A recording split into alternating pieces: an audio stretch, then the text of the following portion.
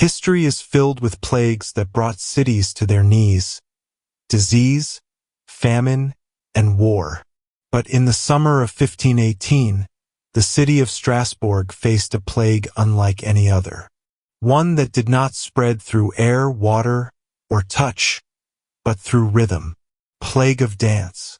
A mystery so bizarre that even today, 5 centuries later, scientists and historians still cannot fully explain it. It began in July. A woman, known in records as Frau Trophia, walked into the city square. Without music, without joy, her body began to move. A sway, a step, a spin. Her face betrayed no happiness, no celebration.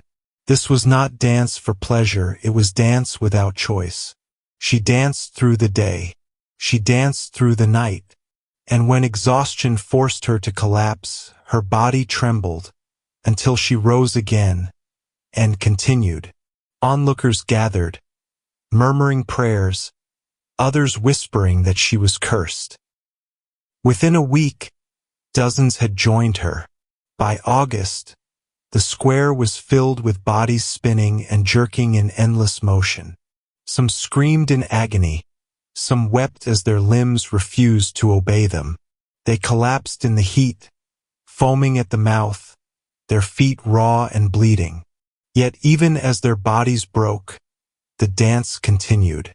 By the end of the month, nearly 400 people were seized by the same strange compulsion. Strasbourg was no longer a city of workers and worshippers. It was a city of dancers. Day after day, the dancers filled the streets. Some collapsed from exhaustion, only to rise again, as if pulled by invisible strings. Others never rose at all. Records describe victims who danced until their hearts gave out, until their lungs could no longer draw breath, until death claimed them. The city was in chaos. People were terrified to leave their homes. Priests believed it to be divine punishment for sins. Local healers prescribed bizarre remedies. Some even encouraged the dancers to continue, believing the only cure was to dance the sickness out of their bodies. The city council, desperate for a solution, made a fateful mistake. Believing music might guide the madness out of the dancers, they hired musicians, even building a wooden stage. But instead of curing the plague, the music drew more into the frenzy. The dance grew wilder, darker. What began with one woman had become a citywide nightmare. Historians and scientists have tried to explain what happened. Some believe it was ergot poisoning, a fungus that grows on damp rye, producing chemicals similar to LSD, capable of causing hallucinations, spasms, and hysteria. Could an entire city have been poisoned by their bread? Others argue it was mass hysteria, a psychological contagion born of fear, famine, and despair. Strasbourg had been suffering from disease and hunger. Perhaps the people's minds, under unbearable stress, broke together in one collective madness. And then, there are those who whisper of something stranger still. Rituals, curses, or an unknown force beyond human understanding. By September, as suddenly as it began, the plague ended.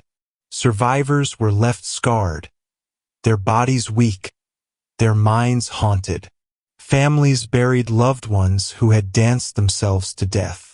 And the city of Strasbourg carried a wound that time would never fully heal. The dancing plague of 1518 faded into history, but its mystery has never been solved. More than 500 years later, the question remains: what force compelled hundreds of men and women to dance, without music, without joy, until death? Was it madness? Was it poison? Or was it something the world still cannot explain? The dancing plague remains one of history's darkest mysteries, a reminder that sometimes the most terrifying plagues are not those we can see, but those we cannot understand.